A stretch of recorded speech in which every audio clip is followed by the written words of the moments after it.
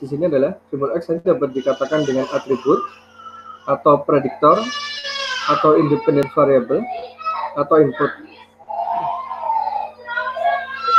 Dengan variabel Y adalah suatu kelas, kalau di orang adalah target, atau suatu respon, atau dependent variable atau output. Ringkasnya, X adalah atribut-atribut yang mendukung suatu atribut Y, di mana Y adalah suatu atribut target atau prediksi nanti. Nah, dalam klasifikasi nanti memang ada dua tahapan yang harus kita lampaui, itu tahapan tadi nanti tahapan training dan tahapan testing ya. Tahapan training nanti kita akan memberikan sebuah kelas atau label pada setiap record berdasarkan atribut-atribut yang lainnya. Sedangkan tahapan testing adalah mempelajari pola dari model yang ada untuk memetakan sekumpulan atribut X untuk mendefinisikan label atau kelas Y. Jadi data testing ini adalah suatu konsep bagaimana kita dari model yang sudah dibangun dari tahapan klasifikasi, kita nanti akan gunakan untuk memprediksi atribut yang dijadikan suatu label atau kelas.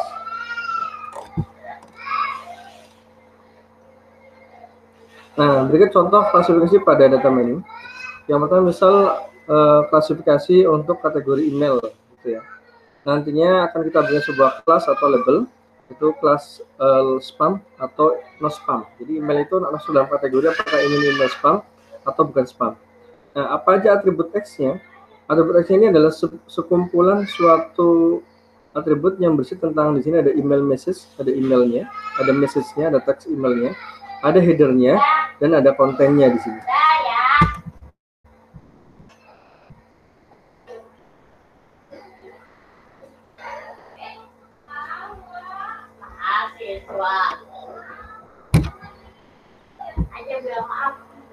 Nah, berikutnya adalah tentang, jadi di sini nanti pada kategori email ini, nanti kita ada suatu atribut, ada atribut teks emailnya, ada teks headernya, dan ada atribut kontennya, konten emailnya.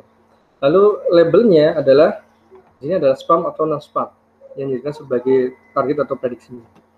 Berikutnya adalah klasifikasi dari cell tumor. Nantinya di sini atribut-atribut pendukungnya adalah fitur-fitur yang diekstrak dari sinar X-ray, sinar X di sini atau MRI scan, gitu ya. Nanti ada bentuknya, ada lebarnya, ada bentuk selnya sebagainya.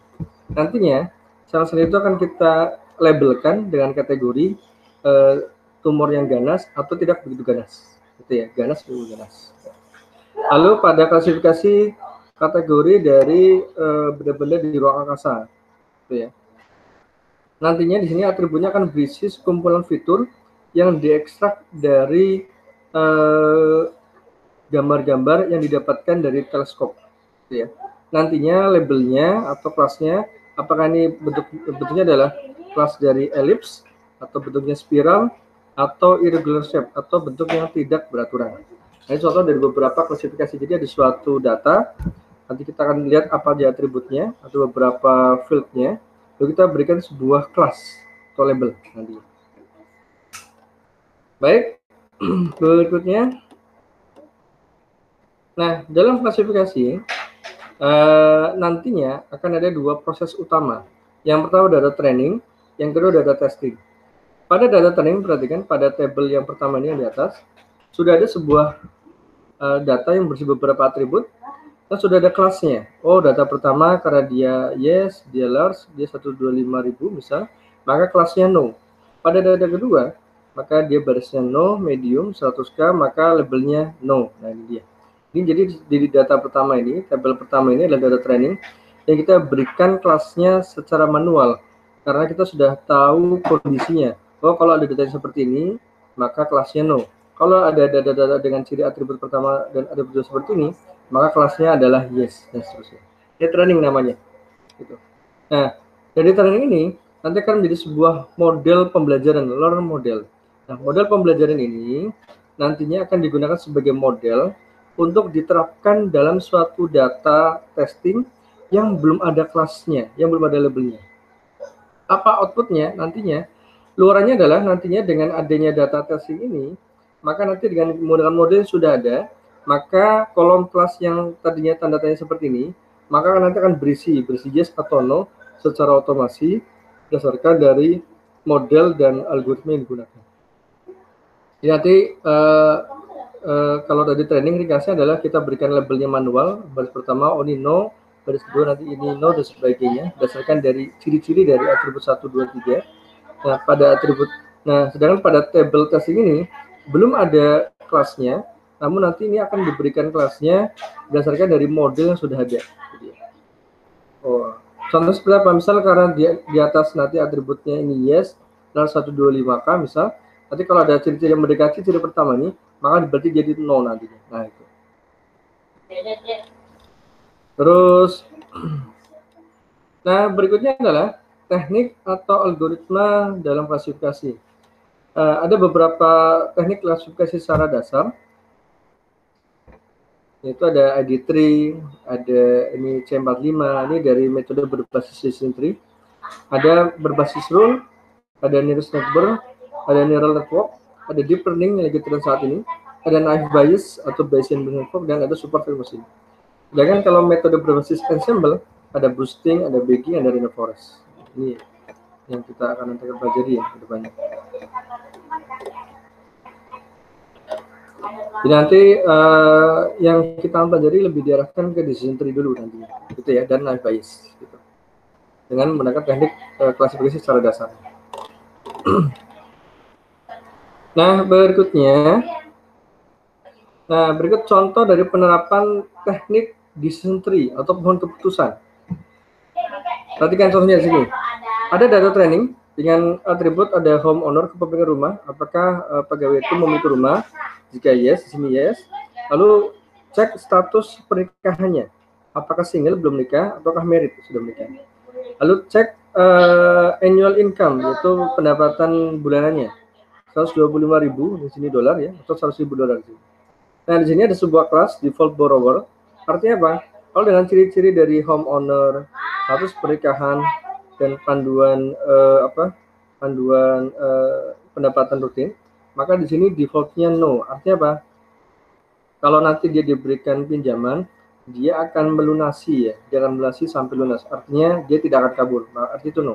Kabur atau tidak akan kabur, akan melunas. Dia akan melunasi secara sampai lunas. Artinya dia tidak akan kabur, makanya no.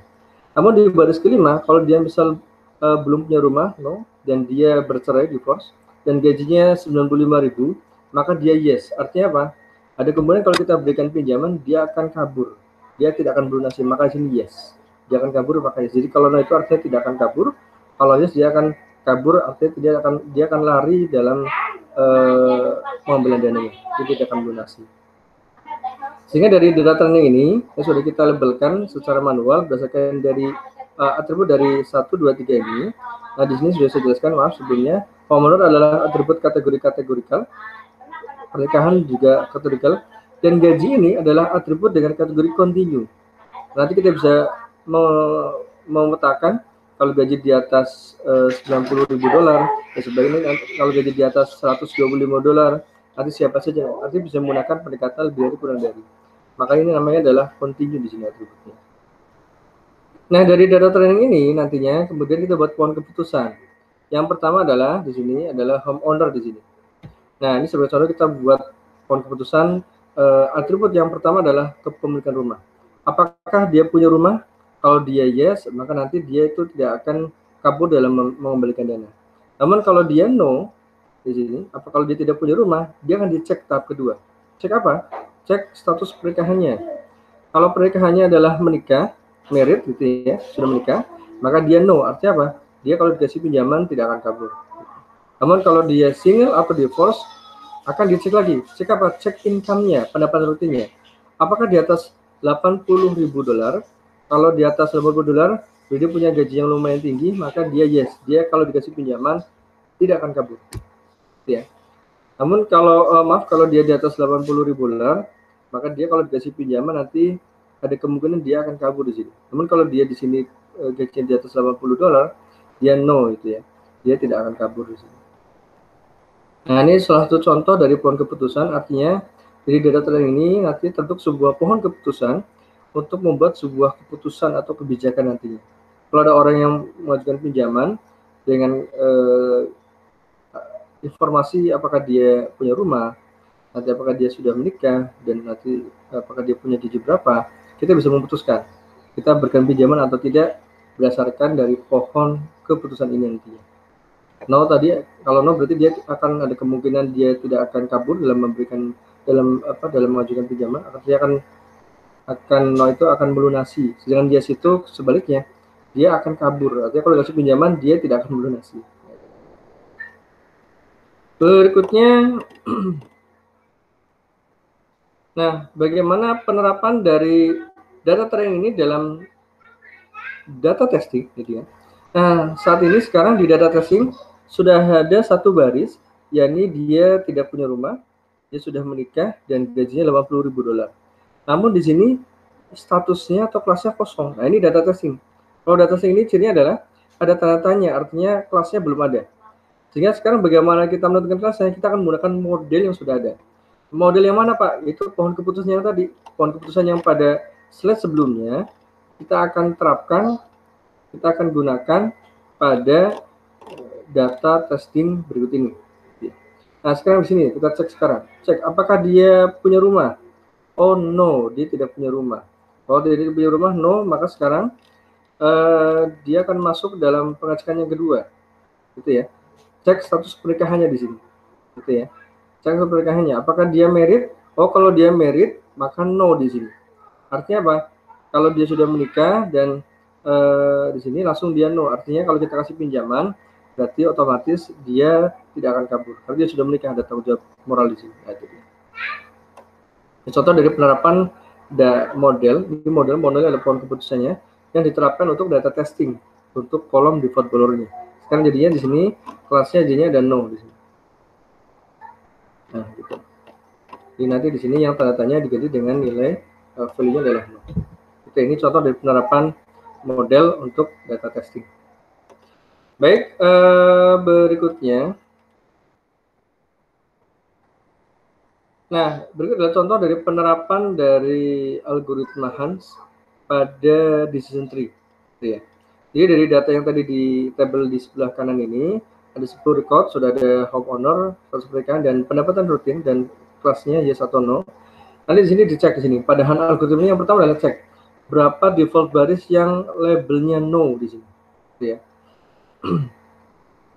Di sini maaf, berapa baris yang defaultnya itu no pada atribut homeowner. Jadi cek di sini pada kolom homeowner yang no ada berapa? 1, 2, 3, 4, 5, 6, 7. Ada 7 baris pada kolom homeowner yang berisi no. Sedangkan 3 itu yes. Jadi no ini adalah cek pada kolom homeowner di sini.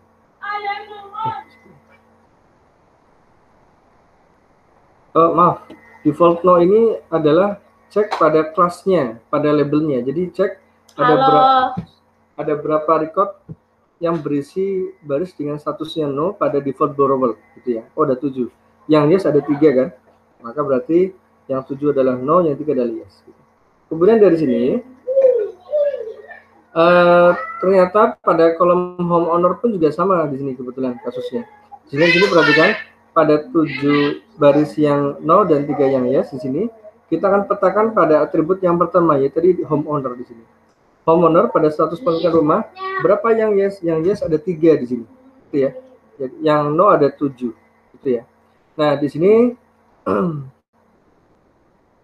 nah jadi di tahap ini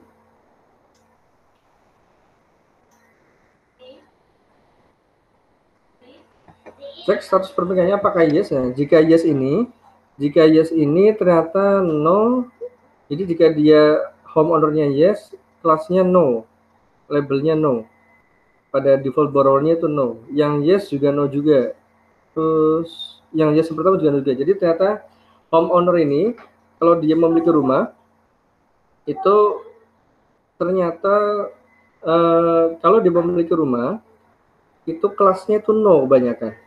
Artinya ada 3 kelas yang no dan yes itu kosong. Artinya semua record pada kolom homeowner atau kepemilikan rumah yang statusnya yes, artinya dia punya rumah, ternyata kelasnya itu semuanya itu no labelnya, artinya dia tidak akan kabur. Nah, kemudian apakah dia tidak punya rumah? Apakah kemudian kondisi yang kedua, jika dia tidak memiliki rumah, artinya no itu artinya tidak memiliki rumah. Maka cek di sini, coba cek yang no di sini, cek dari baris yang no pada homeowner, ada berapa yang labelnya no juga. Nah, di sini dicek 1, 2, 3, 4, ada 4. Jadi 4 ini adalah baris yang labelnya no dan dia tidak memiliki rumah. Sedangkan 3 ini sebaliknya adalah kalau 3 ini adalah yes, artinya ada yang tidak punya rumah, tapi yang labelnya yes, artinya dia akan kabur, itu ada 3 record. Nah, dari poin B ini kemudian, kalau dia sudah sini homeownernya yes, defaultnya no, 3, itu stop, berhenti. Namun kalau masih ada cabang yang kemungkinan belum ada nolnya, dia akan bercabang lagi di sini. Nah, di sini perhatikan, default 0 ini sekarang akan menjadi cek status pernikahannya. Nah, jadi cek pernikahannya. Apakah dia menikah atau single atau divorce di sini. Ketika dia menikah, cek di sini. Cek di sini sekarang yang homeowner-nya adalah no dan pernikahannya adalah married, menikah. Itu ada berapa yang labelnya no di sini. Nah, jadi perhatikan di sini yang dia belum punya rumah dan statusnya menikah itu ada 1 no, 2 dan 3. Oh, ada 3 betul. Jadi 3 nol. Artinya yang dia tidak memiliki rumah dan kondisinya pernikahannya sudah menikah dan kelasnya adalah no labelnya, maka ada 3 baris. Itu maksudnya. Yang sebelah kiri artinya adalah sebaliknya, yang dia status pernikahannya adalah single atau divorce, yang defaultnya yes. Di sini ternyata ada 1 dan 3 di sini. Kita cek yang sini, yang dia tidak memiliki rumah, yang no, tapi single, tapi yang yes. Cek di sini yang no, single atau yes. Oh, ada 1 record di baris ke-8. Ini 1 di sini. Itu ya. Sedangkan yang no ini berarti ada 3. Yang yes, yang dia pernikahannya itu yang dia tidak memiliki rumah, namun single atau divorce gitu ya. Yang ini sudah di baris ke-5, ada baris ke-8 dan ada baris ke-10 gitu ya. Jadi memang defaultnya yes ada 3.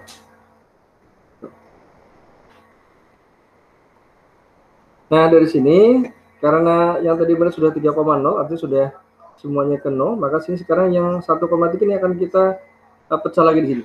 Sekarang menjadi atribut annual income. Cek di sini kalau JJ di atas $80.000 yang defaultnya yes. Oh, ada defaultnya yes itu ada berapa? Defaultnya yes itu enggak ada. Cuma ada 3 yang no. Cek yang sebaliknya yang gajinya di bawah $80.000 yang defaultnya no labelnya itu ada 1. Kita cek di sini ya. Yang dia baca dari atas, jadi dia tidak punya rumah, no. Yang kedua pernikahannya adalah single divorce, no, single divorce, tapi yang gajinya di bawah $80.000. Oh, ada baris ketiga di sini, ada no, ada 1. Nah, ini pas baris ketiga. Terus kalau yang di atas $80.000 yang defaultnya yes, itu ada, coba kita cek yang dia tidak punya rumah, no, lalu single atau divorce di atas $80.000. Default. Oh, ini ada 1 nih. Ada 1, defaultnya yes. Ada 1. Oh, terus sini ada 2. 2 nih yang yes juga gitu. Dan ini 10. Jadi betul ini 0,3. Nah, ini poin keputusan yang dibangun menggunakan pendekatan algoritma Hans algorithm. Nah, berikutnya,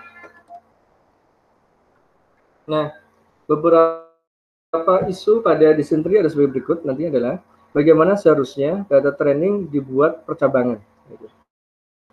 Percabangan yang tadi ada sisi sebelah kanan, cabang ya. Nah, lalu metode untuk menentukan spesifikasi percabangan, gitu ya. Nantinya metode untuk menentukan spesifikasi percabangan tergantung dari tipe atribut. Gitu ya. Nah, nantinya percabangan ini digunakan untuk mengukur seberapa akurat dari hasil data testing yang dibuat. Lalu bagaimana cara menghentikan percabangan? Untuk menghentikan percabangan dilakukan dengan melakukan percabangan. Percabangan akan berhenti jika semua record atau baris yang berisi kelas yang sama atau memiliki atribut yang identik. Artinya percabangan akan berhenti jika kondisinya itu berisi kelas yang sama pada channel itu, maka dia stop berhenti atau memiliki atribut yang identik. Yang ketiga adalah kita bisa memberhentikan secara paksa percobaan tersebut. Artinya kalau ada suatu kondisi, misal percobaannya saya hanya mencapai 2 kali, gitu ya, maka dia akan stop berhenti di 2 cabang itu. Bisa saya mau percobaannya sampai 3 level ke bawah, maka sampai 3 level akan berhenti. Gitu ya. Nah, terus berikutnya, nah, bagaimana caranya untuk membuat percabangan atau untuk mengekspresikan kondisi percabangan? Nah, percabangan nanti akan dibuat dengan beberapa kondisi. Yang pertama tergantung dari tipe atributnya, yang kedua tergantung dari jumlah percabangannya. Kalau tergantung dari tipe atributnya, nanti akan dicek atributnya apakah atributnya masuk dalam kategori binary, nominal, ordinal, atau continuous. Sedangkan kalau berdasarkan jumlah percabangannya, nanti bisa menggunakan two-way split. Two-way split ini adalah percobaan yang hanya menggunakan 2 percabangan, gitu ya. Yang multi-way split, jadi percobaannya bisa lebih dari 2, bisa 3, bisa 4, dan seterusnya. Itu multi-way split. Nah, berikutnya. Nah, ini contoh dari penerapan percabangan menggunakan multi-way split. Jadi menggunakan partisi yang lebih dari 2 di sini. Cek pernikahannya, apakah dia single, divorce, atau sudah menikah. Itu 3 percabangan.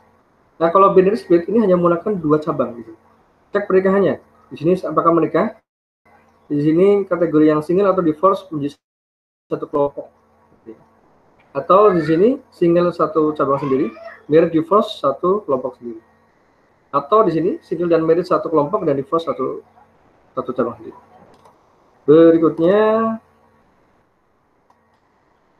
nah sekarang penerapan percabangan untuk atribut ordinal. Kalau tadi berdasarkan 2 atau lebih cabang di sini. Nah, ini untuk atribut nominal ya. Nominal kemarin sebagai contoh adalah ini kita pernikahan sudah pasti kalau nggak sini divorce dan married di sini. Nah, sekarang penerapan atribut penerapan percabangan tadi untuk nominal. Nah, sekarang penerapan percabangan untuk atribut yang ordinal. Di sini kalau menggunakan pendekatan multi split, misal ukuran kaos atau baju ya, ada small, medium, large, extra large. Gitu. Nah, kalau menggunakan binary, maka percabangannya nanti akan dikelompokkan di sini. Small dengan medium satu kelompok, large dan extra large satu kelompok. Atau small menjadi kelompok sendiri, cabang sendiri, sedangkan medium, large dan extra large menjadi kelompok yang terpisah. Kemudian small dan large ini satu kelompok sendiri, dan cabang kedua adalah medium dan extra large. Nah, di cabang yang terakhir ini cabang yang violet, artinya dihindari, tidak disarankan, tidak direkomendasikan. Kenapa? Karena urutannya tidak lazim.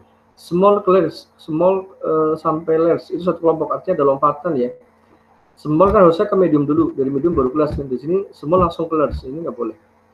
Gitu ya, sehingga di sini cabang yang tadi tidak direkomendasikan. Ini percobaan dalam bentuk ordinal. Berikutnya, percobaan dalam atribut yang continuous di sini. Nah, nanti tadi menggunakan atribut annual income, misal gaji ya. Apakah gajinya di atas 80 dolar? Nah, ini nanti kita ada suatu cara bagaimana kita bisa menentukan kenapa Pak angkanya di atas 80.000 dolar. Nanti ada caranya. Kalau dia di atas 80.000 dolar maka yes atau no. Ini menggunakan binary split 2 cabang. Jadi kalau menggunakan multi split banyak cabang seperti nantinya. Jadi nanti gajinya akan dikondisikan dengan berbagai kondisi. Ada yang di bawah 10.000 dolar. Ada misal di sini menggunakan range gajinya 10.000 sampai 20.000 dolar dan sebagainya. Sampai kondisi di atas 80.000 dolar. Jadi kalau yang ini kondisinya 25.000 sampai 50.000 dolar. Dia ada 5 cabang. Itu ya. Ini adalah atribut continue. Berikutnya,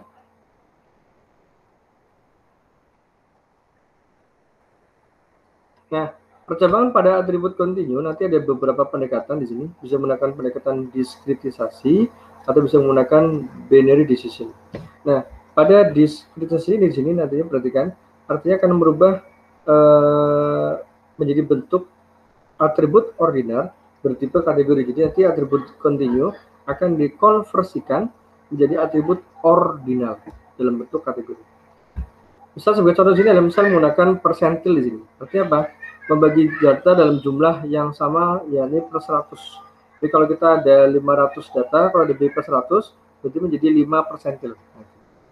Atau yang kedua, membagi menjadi bucketing, menjadi dengan interval yang sama. Jadi membagi beberapa keranjang dengan interval yang sama. Misal ada mahasiswa, kita kelompokkan yang umurnya dari 10 sampai 20 tahun, lalu 20 sampai 30 tahun. Ini berarti ada 2 kelompok umur mahasiswa. Ya, ini menggunakan pendekatan diskrit. Ada diskrit 10 sampai 20, diskrit kedua 21 sampai 31. Lalu menggunakan pendekatan binary decision di sini, bisa menggunakan kurang dari atau lebih dari. Jadi nanti di sini akan mempertimbangkan semua kemungkinan perpecahan dan nanti akan dicari cabang yang terbaik nantinya. Kemudian digunakan untuk perhitungan secara komputasi. Jadi ternyata menggunakan pendekatan kurang dari lebih gampang diolah dalam algoritma nanti. Kemudian berikutnya, ini sebagai contoh, nantinya dalam proses percabangan ada beberapa konsep bagaimana kita harus mencari percabangan yang terbaik di sini. Apa artinya percabangan terbaik? Artinya percabangan yang berisi beragam informasi, yang nanti bisa kita menggali informasi yang bermanfaat, yang berguna dari cabang tersebut. Nah, di sini misal sebagai contoh, ini ada data customer ID, ada gender, jenis kelamin, ada tipe kendaraan mobil, ada ukuran baju, nanti ada kelasnya, channel atau C1. Ya. Di sini ada customer ID, ukuran dia male, female, male M itu male, F itu female. Dia punya mobil family, kalau yang really sport gitu ya. Ukuran kaosnya atau bajunya adalah small atau medium. Dan ini labelnya adalah channel. Ini C1. Misal channelnya adalah labelnya, bisa kita ibaratkan sebagai kita akan berikan pinjaman hutang, misal channel, misal bisa saja C1 adalah kita tidak berikan pinjaman hutang, gitu ya. Nah, di sini perhatikan kalau kita menggunakan pendekatan gender, apakah gendernya itu yes atau no? Yes atau no ini perhatikan di sini, yang channel ini sebentar sebelum dilakukan before splitting, artinya maaf sebelum cabangnya bawah ini. Sebelum dilakukan percabangan di sini ada 10 baris yang berisi kelas channel, itu maksudnya dari kalimat ini.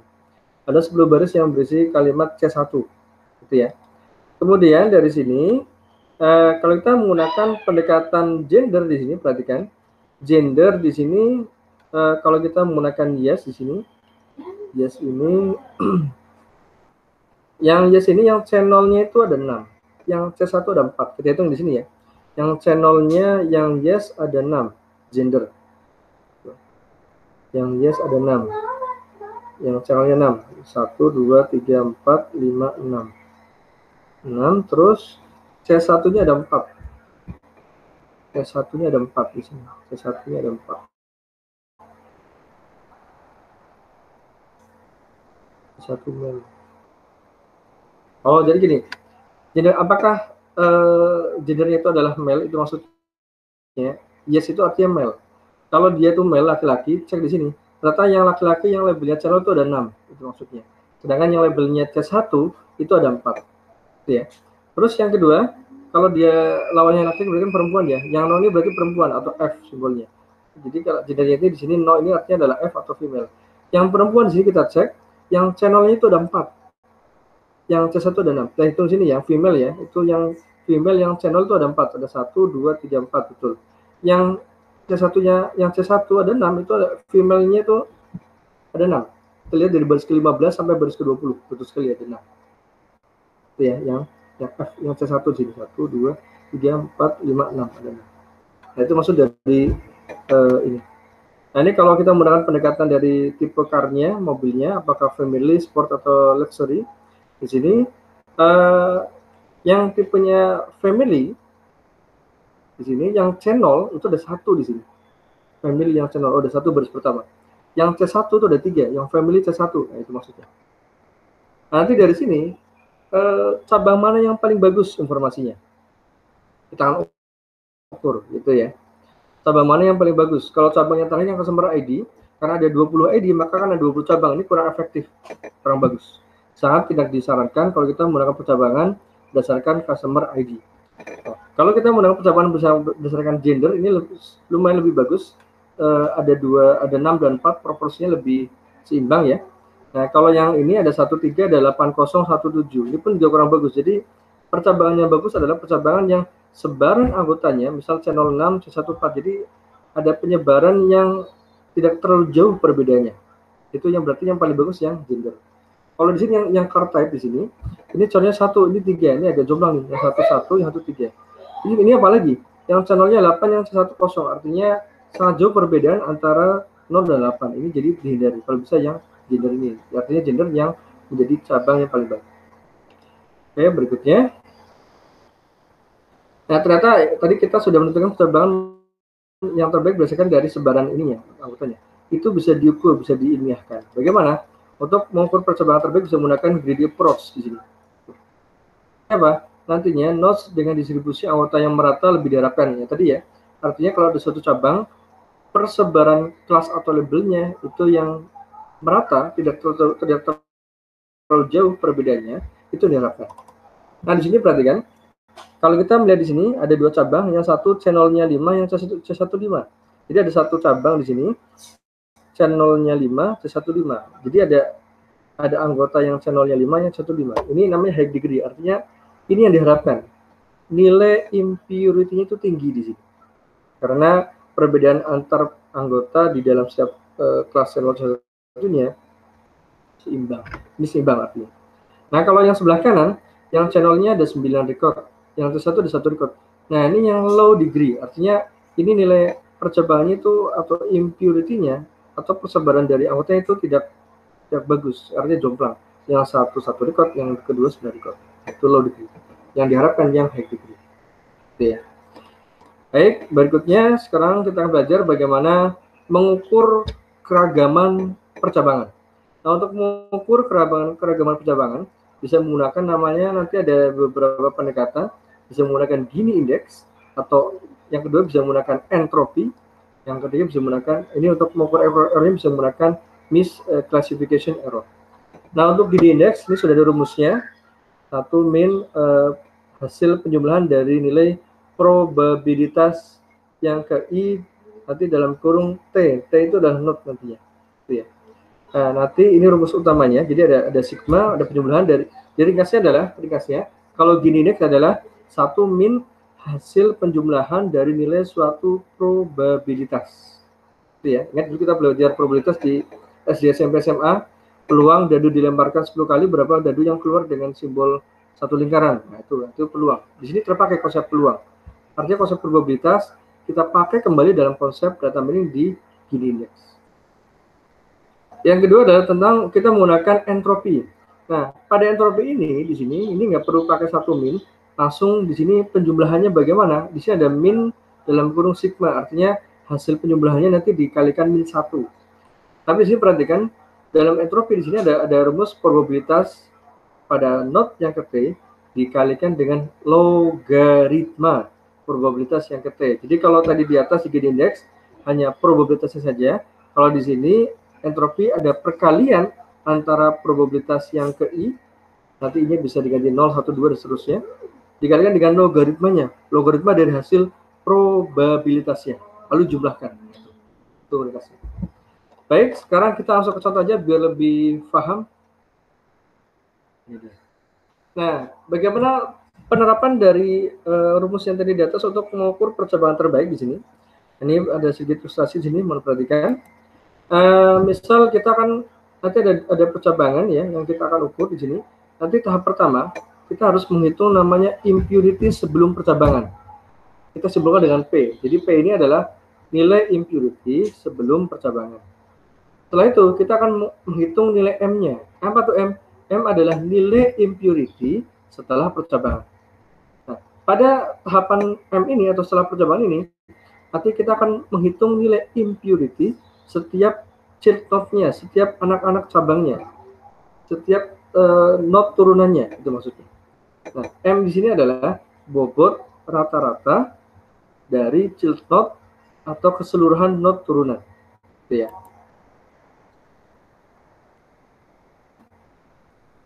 Nah, kemudian setelah itu kita memilih atribut yang dijadikan uji coba dengan syarat menghasilkan nilai gain tertinggi. Jadi setelah kita menghitung nilai P-nya dan menghitung nilai M-nya, maka kita menghitung nilai gain-nya di sini. Gain-nya sama dengan P min M. Jadi rumusnya adalah hasil dari nilai impurity sebelum percabangan dikurangi dengan nilai impurity setelah percobaan. Nah, berarti kan ini ada contohnya biar kita ada ilustrasi. Nah, ini ada dua percobaan di sini. Ada percobaan yang menggunakan A dan B sebagai not utamanya. Nah, sebelum percobaan before splitting di sini perhatikan ada kelas channel dan channel 1. Ini nilainya adalah N00. Ini nilai dari record yang berisi channel itu ada N0, ini simbol aja. Yang C1 ada N01. Nah, ini P. Jadi P ini adalah nilai percabangan sebelum dilakukan percabangan, yaitu yang tabel yang paling atas ini. Ini adalah simbol P-nya. P-nya dan nilainya nanti. Nilai apa tadi? Nilai impurity. Nah, di A ini perhatikan percobaan dengan pendekatan A di sini, perhatikan. Nanti apakah dia yes atau no? Nanti ada dua percobaan. Kalau yes ada not N1, kalau no notnya N2. Nah, di sini perhatikan, kalau notnya N1 di sini, channelnya adalah ada N10. Itu ya. Sedangkan C1-nya adalah N11. Gitu ya. Jadi kalau kita menggunakan ini cuma ilustrasi ya. Jadi ini tidak berkaitan dengan tabel yang tadi di atas yang ada kartu, tidak. Ini berbeda persepsinya, dia mau dipahami. Jadi gini cara bacanya. A apakah yes atau no? Kalau yes berarti N1 di sini. Kalau no berarti N2. Nah, karena dia channel di sini maka perhatikan, karena dia sini N1 maka sini N1 tambah 0. Itu ya. C1 maka N1 tambah 1 itu aja. Kalau N2 channel berarti N2 tambah 0 itu. C1 N2 tambah 1. Ini cuma simbol. Jadi kalau tadi di atas channel berapa record yang berisi baris channel, harusnya kan berupa angka ya. Cuma ini kali ini berisi simbol. Simbolnya perhatikan N10 ini menandakan jumlah record yang berisi channel sebetulnya. Cuma di sini tidak kita tuliskan dengan angka, namun tuliskan dengan simbol N1 dari not N1 ya. Kosong adalah simbol channelnya gitu maksudnya. Nah, kalau ini N11 adalah not N1-nya, satu ini adalah dari C1. Nah, nanti di sini dihitung namanya adalah M11 di sini. Gitu ya. Nah, M11 adalah nilai dari impurity-nya. Gitu ya. Tadi M perhatikan di atas. M adalah nilai dari hasil percabangan, nilai impurity setelah percabangan. Nah, di sini disimbolkan M11. Nah, kalau ini simbolnya adalah M12. Nah, lalu dihitung, nanti dicari nilai rata-ratanya. Jadi M11 dengan M12 nanti akan dijumlahkan dan dihitung dengan nilai rata-ratanya, maka didapatlah nilai M1 di sini. Gitu ya. Jadi M1 ini adalah nilai hasil dari rata-rata dari dua percabangan ini. Hal ini pun juga diterapkan dalam percabangan dengan not yang pertama adalah B, sama di sini. B-nya misal pakai yes apakah no, kalau yes nanti di notnya not yang 3, kalau no-nya ini notnya N4 di sini. Nah, sini sama kalau N3 channel N3 0, N1 N3 1. N4 0, N1 N4 1. Di sini dihitung nilai bobot impurity-nya tadi bisa menggunakan Giddey atau bisa menggunakan tadi entropi, didapatkan nilai M21. Jadi nilai M11, M12, M21 ini atau M22 itu bisa dihitung menggunakan pendekatan Gini index atau tadi entropi sebetulnya. Nanti di sini sudah didapatkan nilai M21, di sini didapatkan nilai M22, akan dihitung nilai rata-rata bobotnya. Nah, hasilnya didapatlah sebagai contoh M2. Nanti hasil akhir di sini akan dibandingkan berapa nilai yang dihasilkan dari P min M1, nilai impurity sebelum percabangan, dikurangi dengan nilai M1-nya setelah percabangannya. Sama dengan P min M2. Sebelum percabangan dan M2 sebelum percabangan. Nanti dibandingkan, yang paling bagus yang mana Pak? Yang paling bagus adalah yang nilai hasil pengurangan P min M1 ini, yang paling tinggi nilai gain-nya. Gitu ya. Gitu. Jadi gen yang diambil yang paling adalah yang paling tinggi. Artinya apa? Kalau misal dari A ini, misal dihitung nilai G-nya itu lebih tinggi dibandingkan nilai gen yang B ini, berarti cabang yang lebih bagus adalah yang A. Artinya kita akan menggunakan cabang A ini untuk pembentukan pusat. Ini contoh dari penerapan mencari cabang yang terbaik. Nah, berikutnya di sini, nah ini penjabaran contoh dari penerapan Gini index. Langsung aja ya, ini contoh sudah dijelaskan di atas. Nah, sekarang langsung masuk ke contoh di slide-nya ini. Nah, ini. Nah, ini. Jadi misal gini. Bayangkan misal ada sebuah record tadi yang di atas, ada C1 kosong, ada record yang berisi label C1 ada kosong, yang C2 ada 6. Nah, di sini perhatikan dari C1 kosong dan C2 6 ini kita hitung nilai probabilitasnya. Probabilitas yang berisi label dengan kelasnya C1. Maka 0/6 gitu. Karena total sumnya kan 6 record ya, 0 tambah 6 kan 6. Maka yang C1 kan berisi 0 baris ya, 0 record ya. Maka berarti 0 dibagi dengan total keseluruhan yaitu 6. Maka 0 hasilnya. Ini nilai probabilitas yang C1. Untuk probabilitas dari C2, maka hasilnya perhatikan 6/6. 6 dari apa? Karena nilai C2 adalah 6. Jangan total dari value dari 0 tambah 6. Jadi ini nanti jumlahkan nilai dari baris yang berisi C1 dan baris yang berisi C2 akan jumlahkan, maka menjadi 6/6 sama 1. Nah, sini perhatikan nilai gininya adalah 1 min probabilitas C1 kuadrat dikurangi dengan probabilitas C2 dalam kurung kuadrat. Nah, hitung nih, 1 min 0 kuadrat kan 0. 1 kuadrat 1 kan, maka 1 min 0 min 1, hasilnya 0. Kemudian yang kedua, kalau ada probabilitas dengan kondisi kalau yang C1 ada 1, yang labelnya C2 ada 5, nah ini kita hitung nih. Sekarang probabilitas C1 adalah 1/6. Loh kok 6 Pak? Karena 6 ini adalah 1 tambah 5. Maka total dari semua baris yang berisi label C1 dan C2, maka 1/6. Yang C2 5, berarti 5/6. Sama, sekarang gininya segitu nih. 1 min 1/6 kuadrat dikurangi dengan 5/6 kuadrat. 1 min tadi probabilitas C1 kuadrat dikurangi dengan probabilitas C2 kuadrat. Hasilnya sekian, 0,28. Gitu ya. Nah, ini sama dihitung untuk menghitung dengan tabel yang 3. Nah, dari sini didapatkan nilai yang tertinggi adalah 0,44. Artinya apa? Cabang yang paling bagus itu bisa dihasilkan dari sebaran dari C1 dan C2 yang nilainya 2 dan 4. Artinya jarak perbedaan antara C1 dan C2 itu tidak terlalu jauh. Kalau ini 0 dan 6 perbedaannya.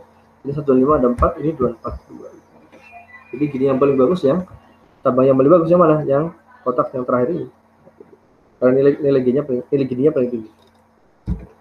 Kemudian berikutnya bagaimana menghitung Gini index pada sekumpulan not. Nah, kalau tadi kita akan menghitung Gini index hanya pada single note atau pada satu note saja. Itu ya. Satu note. Ini note yang satu note yang berisi 0 dan 6 perbedaannya, ini note yang berisi 1 dan 5. Nah, sekarang bagaimana pada sekumpulan note, artinya note-nya lebih dari 1 itu dia. Nah, sekarang perhitungannya di sini nanti ada perhitungan seperti ini. Jadi ada namanya Gini speed. Jadi nanti kita akan ketika nanti note P ini akan berisi cabang dalam beberapa partisi, gitu ya. Maka nanti kita akan menghitung nilai NI per N kali nilai gininya setiap dari note-nya. Lalu jumlahkan. Nah, di mana NI ini adalah jumlah record pada setiap child yang ke I, pada setiap anak yang ke I. N ini adalah total keseluruhan record pada parent yang note-nya P. Mungkin biar kalian langsung ke contoh aja. Kalau lihat nanti sebetulnya apa sih manfaatnya belajar gini Pak? Nanti Gini index kita akan terapkan dalam algoritma diklasifikasi pada algoritma chart, SLIQ dan sprint.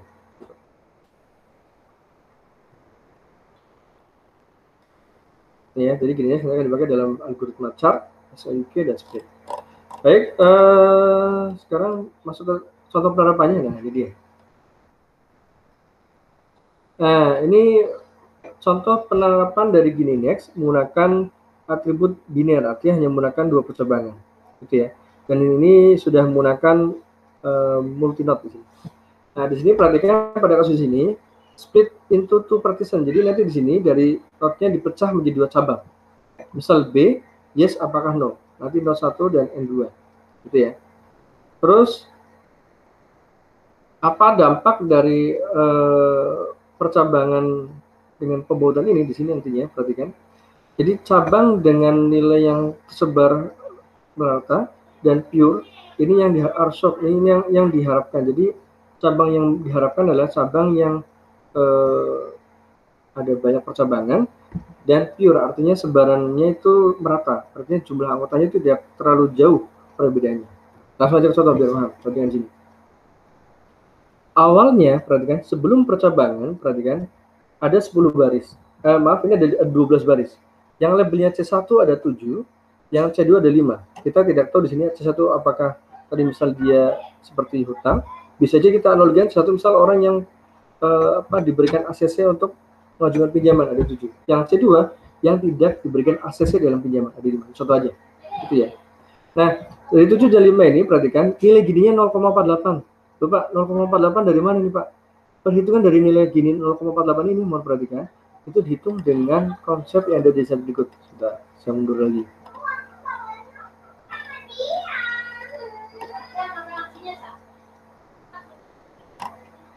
Ada di slide PDF-nya di halaman ini, di slide halaman 23. Jadi tadi nilai gini parent-nya dihitung dengan cara seperti ini. Hitung probabilitas setiap C1 atau C2-nya, kemudian dikurangi dihitung nilai gininya. 1 min, jadi dia probabilitas C1-nya kuadrat, dikurangi dengan 1 min probabilitas C2 kuadrat.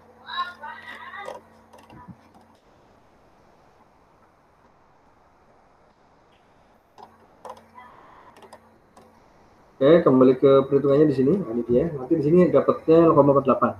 Gitu. Jadi nilai ini tadi masuk modular dan penjabaran di slide ke-23. Nah, di sini perhatikan, kalau kita setelah dilakukan percabangan, tadi misalnya kita ambil contoh aja sebagai contoh biar tidak bingung. Ini misal gender, tadi ya. Gendernya apakah male atau female misal di sini. Misal coba contoh di sini ya. Nah, jadi perhatikan kalau yes itu adalah male, yang female di sini. Yang female ini perhatikan nanti ada not N1 di sini. Itu ya, ada jumlahnya di sini, ada not N1. Gitu. Nanti di sini dicek berapa female yang yes, berapa female yang no. Artinya berapa female yang C1, berapa female berapa male yang C1, berapa male yang C2. Di sini perhatikan sebagai contoh gendernya di sini perhatikan not N1 gitu ya. Ini yang tadi male tadi, yang laki-laki, yang C1 ada 5. Contoh ya. Yang C2 ada 1. Ditotalkan ada 6 gitu. Yang N2, yang female, yang perempuan, yang C1 ada 2 di sini. Yang C2 ada 4. Nah, di sini perhatikan, kita akan menghitung nilai gini pada not N1-nya dulu. Nah, lihat sebelah kiri. Nah, di sini. Gini N1, perhatikan tadi, 1 min 5 per 6. 6 dari mana, Pak? 5 tambah 1. Nah, 5-nya berarti C1-nya, berarti ini 1 min probabilitas C1 kuadrat. 5 per 6 kuadrat. Min probabilitas C2 kuadrat, berarti 1 per 6 kuadrat. Hasilnya 0,28. Sedangkan nilai gini N2, perhatikan, sama nih perhitungannya. 1 min probabilitas C1 kuadrat pada not yang N2, jadi 2 per 6, karena 2 tambah 4, 6. Kuadrat dikurangi dengan 4 per 6 kuadrat, yang C2 4 per 6 kuadrat, sama dengan 0,44. Nah, sekarang bagaimana kita menghitung nilai G-nya, perhatikan. Sebelum dihitung nilai G-nya, kita menghitung bobot rata-rata dari N1 dan N2. Bagaimana perhitungannya? Hasil nilai gini N1 ini 0,78 dikalikan dengan 6 per 12. Loh Pak, 6 dari mana Pak? Gitu. Perhatikan, 6 perhatikan adalah total angka dari C1 dan C2 pada not N1. Total ada 6 kan? 5 tambah 1, 6. Gitu. 6. Gitu. Lalu 12 jadi mana? 12 adalah total record pada parent-nya. Perhatikan, di parent-nya perhatikan ada 7 dan 5. Total 12 record kan? Maka berarti 6 per 12. Itu maksudnya. Jadi 6 ini perhatikan total dari N1 yang C1 dan C2 dijumlahkan. 12 adalah total dari record parent-nya 7 dan 5. Kalikan 0,28. Yang kedua adalah 0,44 nilai gini yang N2 ini dikalikan dengan nilai rata-ratanya, bobotnya. Dari mana? Loh Pak, ini kan 6 per 12 lagi. Karena di sini perhatikan yang N2 pun juga sama. 2 tambah 4, 6. Dan 12 adalah total record dari parent-nya. Nah, ini hasilnya 0,361. Nilai G-nya sekarang adalah, perhatikan tadi, nilai G-nya adalah tadi P min M. P adalah nilai gini sebelum dilakukan percabangan, 0,486 di sini, min 0,361. Nah, ini hasil dari tadi pembobotan gini dari S1 dan N2 setelah dihitung penjumlahannya. Gitu. 0,125. Artinya percabangan ini nilainya 0,125. Nah, gitu. Apa nanti manfaatnya, dampaknya? Nanti kalau ada percobaan yang kedua, misal tadi ini gender ya. Kalau yang percobaan yang kedua, misal tadi percobaan yang pertama ini menggunakan gender, yang B-nya. Misal percobaan yang kedua tadi menggunakan home atau pernikahan, suatu pernikahan. Apakah dia menikah atau tidak menikah? Belum menikah. nanti dihitung bobotnya. Artinya manfaat dari perhitungan ini sebetulnya saya akan mundur ke belakang, itu akan dipakai dalam proses yang ini. Sebentar, di-slide ke, sebentar, saya mundur dulu.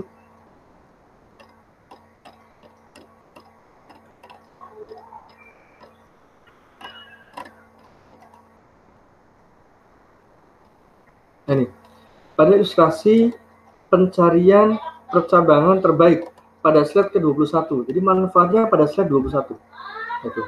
Nah, tadi nilai A ini dihitung nilai G-nya berapa, tadi 0, sekian. Yang B ini percabangannya berapa, nilai G-nya sekian. Nah, itu dia. Nanti kita bisa membandingkan. Oh, ternyata cabang mana yang paling bagus, yang nilai G-nya yang paling tinggi. Itu kesebelah. Jadi manfaatnya perbedaannya tadi, nanti di sini penerapannya. Nah, itu. Jadi terkait ya materinya, mau dipahami ya. Baik, kita kembali ke rumus yang tadi. Jadi inilah gunanya matematika, kan pakai dalam konsep menambang data untuk memprediksi suatu percabangan. Nah, ini di sini kita belajar bagaimana mencari cabang yang terbaik. Gitu. Terus, nah ini tadi sudah saya belajar bagaimana penerapan Gini index pada atribut binary, itu ya, yang dua cabang itu. Nah, sekarang bagaimana penerapan Gini index pada atribut yang bertipe kontinu di sini. Nah, pada atribut yang bertipe kontinu tadi ini, perhatikan penerapannya pada gaji misalnya, nanti akan dicek berapa record, berapa pegawai yang gajinya misal tadi di atas $80.000 atau sebaliknya di bawah $80.000. Nah, perhatikan ini ada beberapa cara. Cara yang pertama perhatikan adalah urutkan atribut berdasarkan nilainya. Jadi nanti kalau misalnya kita menggunakan atribut gaji, urutkan nilai gaji yang paling kecil sampai yang paling besar. Yang pertama. Yang kedua, perhatikan secara linear, cek nilainya. Kemudian update jumlahnya berdasarkan kondisi tertentu dan hitung Gini index-nya. Itu poin kedua. Yang poin ketiga dan keempat adalah pilih percabangan terbaik dengan syarat nilai Gini index yang terkecil. Langsung contoh, perhatikan di sini penerapannya. Penerapan Gini index pada atribut kontinu. Ini dia. Nah, di sini perhatikan, misal di sini ada suatu contoh, di sini labelnya cheat di sini ya, cheat ya. Apakah dia nanti akan curang? Misalnya kita berikan pinjaman, apakah dia akan melunasi, apakah dia akan kabur. Kalau di sini berarti tadi dia akan kabur, yes. Kalau no ini no, tidak akan kabur. Nah, sini perhatikan sebagai contoh dari nanti annual income-nya, dari gajinya, pendapatan rutin tiap bulannya, kita urutkan dari yang paling kecil 60 sampai yang paling besar, gitu ya. Kemudian ini ya, sort the attribute on value, urutkan atributnya berdasarkan nilai dari atributnya. Yang kedua, perhatikan split position di sini. Jadi, mereka perhatikan linearly scan this value, each time adapting the count matrix and copying the index. Nah, sini perhatikan dari 60 ini kita akan buat dua percabangan di sini. Perhatikan. Nah, di sini perhatikan karena 60 kita menggunakan nilainya dari 55. Ini kita memang menggunakan ilmu perkiraan. Artinya kalau kita nanti kita akan buat percabangan berdasarkan 55, artinya adalah perhatikan ada gaji yang di atas $55.000 atau yang di bawah dari $50.000 gitu ya. Perhatikan, di sini perhatikan cek ada berapa gaji yang di atas dari $55.000, perhatikan gitu ya. Nah, perhatikan gajinya di atas $55.000, perhatikan, namun di bawah 60, perhatikan garis hitam ini sangat penting, dia menjadi sebuah threshold atau batasan. Artinya perhatikan ini cara baca adalah gajinya yang di atas 55 namun di bawah 60 di sini. Oh, ada 3 di sini. Gitu ya. Kalau yang di sini yang di bawah 55 atau sama dengan artinya nilai dari gaji yang $55 itu masuk dalam kondisi yang kurang lebih sama dengan. Yang yes artinya apa? Yang labelnya yes. Itu ada berapa dihitung? Oh, ada 0 yang di bawah 55 atau sama dengan, yang di atas 55 ada 3. Itu cara bacanya. Nah, di sini perhatikan yang labelnya no. Hitung gajinya yang di atas 55 ada 7 yang labelnya no. Perhatikan. Maaf tadi. Yang yes perhatikan. Maaf, garis yang tebal ini kita abaikan aja. Abaikan ya, perhatikan. Artinya yang labelnya yes tapi gajinya di atas $55. Perhatikan. Ada 1, lihat mau saya, ada 2, ada 3. Makasih 3. Yang no, yang yes, yang gajinya di bawah 55 tapi yes. Nggak ada kan? Berarti no, kosong. Dan kalau kita lihat yang no di sini, perhatikan. Yang no, yang gajinya di atas 55 tapi yang labelnya no, ada 7. Coba kita buktikan. 1, 2, 3, 4, 5, 6. 7-nya mana Pak? Ini 7. Ini sudah hitungan. Karena dia di atas 55, maka 7. Yang di bawah 5 berarti 0. Jelas ya? Jadi cara membaca ini itu sama dengan kotak-kotak yang lainnya. Matriks yang ini, matriks yang pertama, matriks yang kedua sama. Nanti cara baca sama. Jadi misal gini. Jadi nanti di sini perhatikan setiap nilai dari gaji ini kita akan buat percabangannya. Ini menggunakan acuan $55. Kalau yang di sini ini 65. Artinya 65 ini memang angkanya tidak, di sini kita main perkiraan aja, di sini menggira-gira gitu ya. 65, kalau sini 65 berarti yang di atas 65, yang di bawah 65 gitu ya. Hitung berapa yes, berapa no gitu ya. Coba kita contoh yang kedua biar paham rekan. Di sini perhatikan yang kalau dia 70, maka kita menggunakan kondisi 65. Artinya kita bisa menggunakan di atas 65 atau di bawah sama dengan 65. Memang angka-angka ini tadi kita sudah jelaskan menggunakan nilai perkiraan gitu ya. Di sini artinya 65 perkiraan pun sudah hati-hati ya. 65 ini pasti dia di bawah 70. Kalau dia di bawah 60 gitu ya. Artinya angka ini harus hati-hati karena harus berada di antara 60 dan berada di antara 70. Gitu ya. Nah, angka ini 72 ini juga sama. Ini di antara 70, di atas 70 dan berada di bawah 75. Nah, sini perhatikan kita hitung di sini yang yes, yang di atas 65 itu ada 3. Coba kita lihat. 1, 2, 3. Betul ya? Yang no, yang di bawah 65, yang yes itu enggak ada. Gitu ya. Yang no, perhatikan, yang di atas 65 ya, 60 sini berarti ikut, berarti ada 1, 2, 3, 4, 5, 6, ada 6 di sini betul. Yang di bawah 65, kemudian hanya ini aja, yang kolom 60 ini, maka ada 1. Nah, gitu. Nah, dari sini perhatikan, kita hitung nilai gininya. Nilai gininya. Perhitungan ini perhatikan, itu sama dengan perhitungan yang tadi sebelumnya tadi di awal. Yang 1 min probabilitas C1 kuadrat min probabilitas C2 kuadrat. Ini sama dengan menghitungnya di sini. Maaf saya agak mundur. Di baris ini dia, di slide ke-23. Lagi-lagi kosongnya dipakai lagi. Jadi asal tadi dibuat kotaknya yang tadi di situ percabangannya, dia itu lihat gini seperti ini. Gitu ya. Nah, setelah itu perhatikan balik ke tadi yang continue.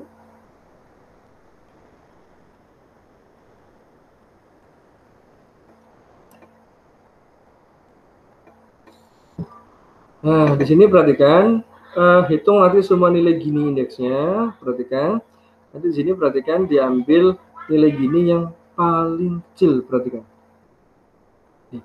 di sini perhatikan choose the split position, pilih percabangan yang has the least Gini index. Jadi nilai Gini indeksnya yang paling kecil. Perhatikan. Jadi rekan-rekan mau dipahami artinya dalam suatu atribut continue, tadi kan dalam gaji ada kondisi di atas $80.000 ya. Loh, itu kok 80.000 Pak? Itu dari mana tadi? 80.000 yang sih Pak? Sebentar, ini saya tadi agak mundur ke belakang sini. $80.000 itu yang tadi di sini sebentar. Nah, ini di sini nih, yang 115. Nah, ini kan ada tato $80.000 ya. Ini nggak asal sebetulnya. Ini ada rumusnya tadi. Rumusnya tadi baru saya jelaskan. Nanti manfaatnya ke sini. Nah, di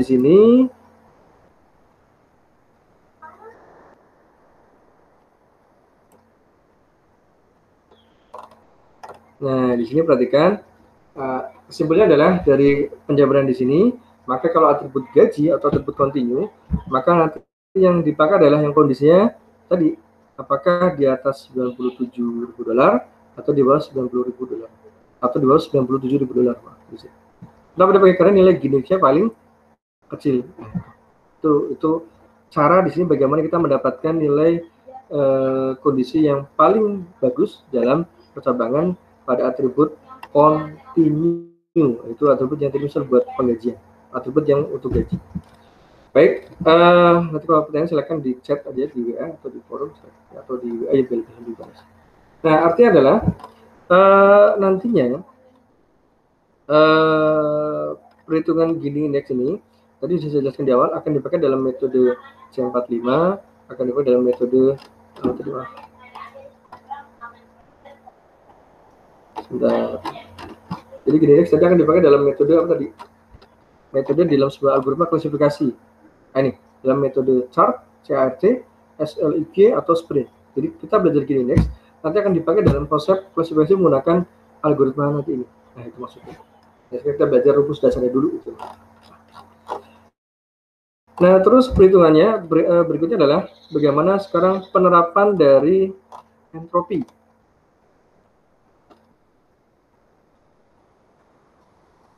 Nah, konsep entropi ini nanti akan dipakai dalam perhitungan di algoritma ID3 atau algoritma C45. Rumusnya sudah dijelaskan di depan.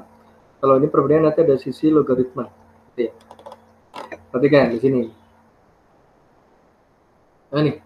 Misal ini untuk single node ya, untuk yang satu node ya. Perhatikan entropinya, perhatikan. Misal yang C1 adalah 0 record, yang C2 adalah 6 record, maka probabilitas C1 adalah 0 per 6, maka 0. Yang probabilitas C2 adalah 6 per 6 berarti 1. Maka entropinya perhatikan 0 kalikan log 0. Nolnya dari nilai probabilitas 1 berarti min 0 kalikan log 0. Min lagi 1 karena probabilitas C2 adalah 1. 1 kalikan log 1. Itu ya.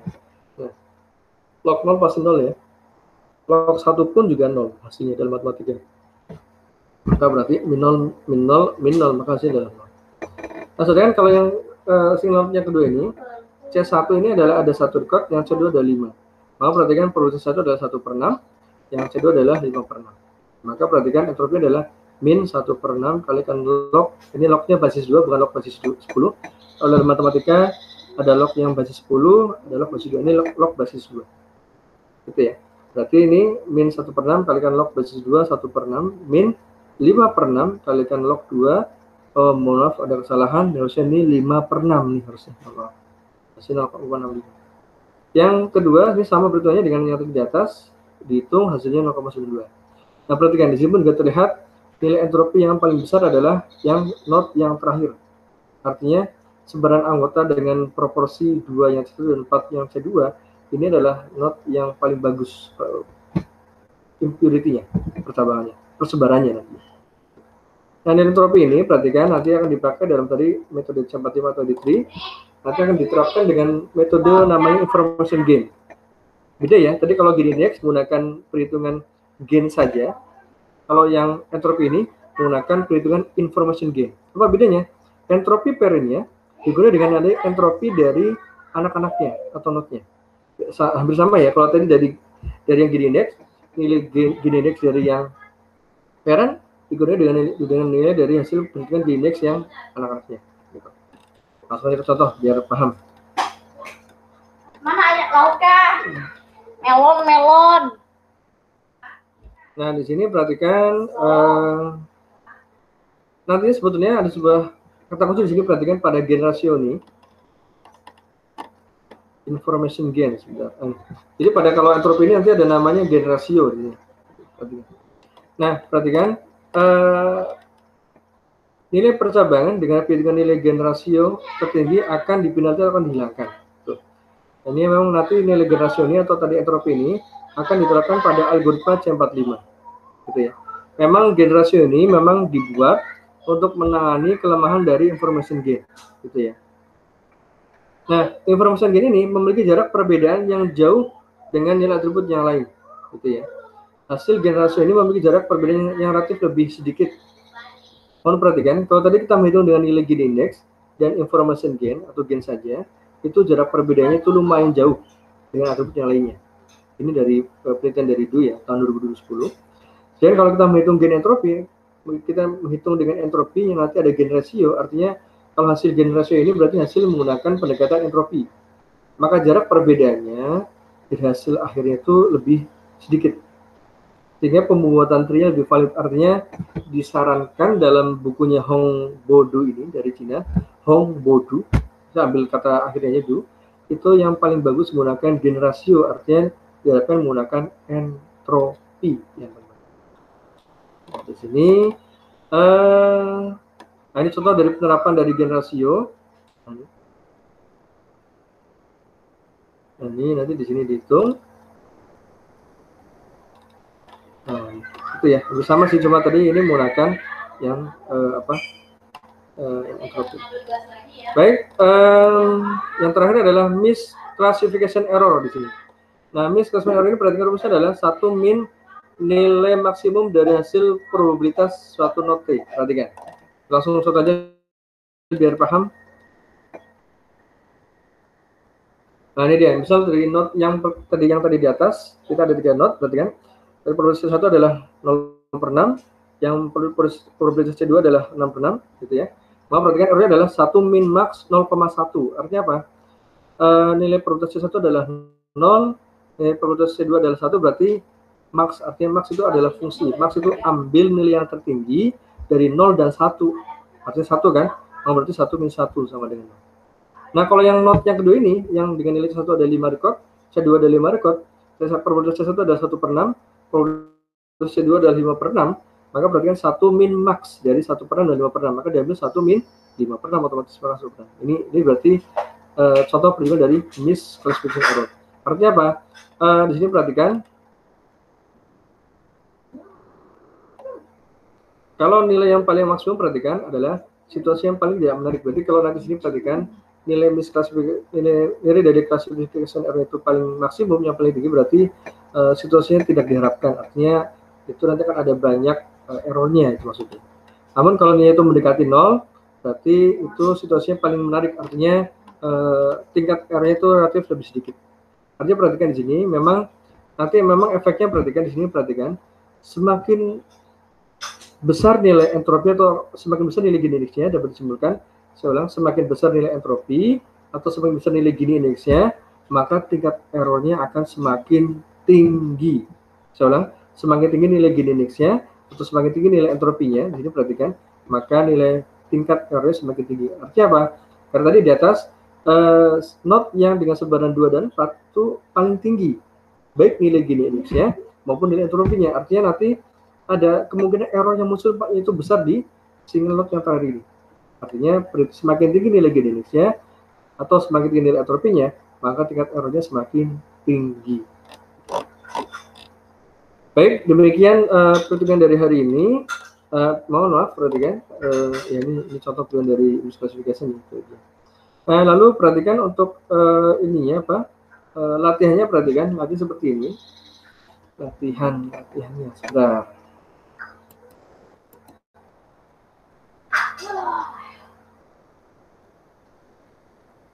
Saya buka dulu perhitungan latihannya.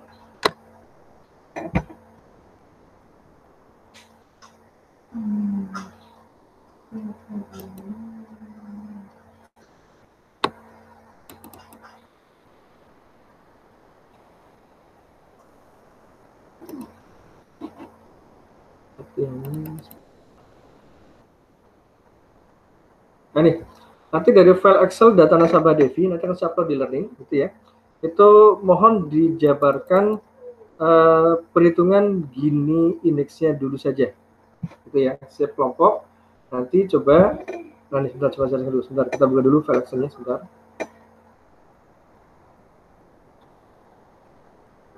Baru masih dibuka dulu.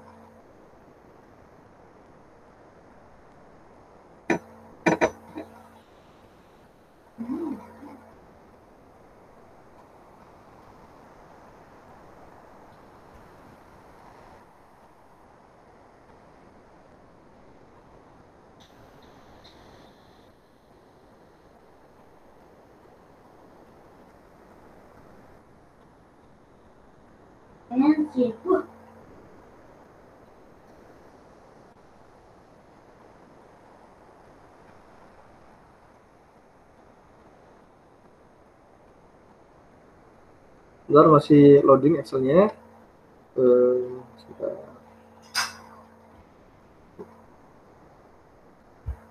Nah, sudah buka, alhamdulillah. Sebentar, saya buka dulu.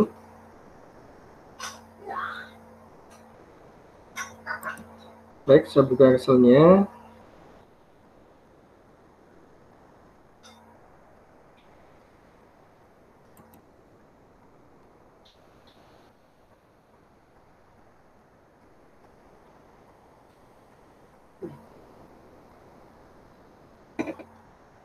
Baik, sebentar.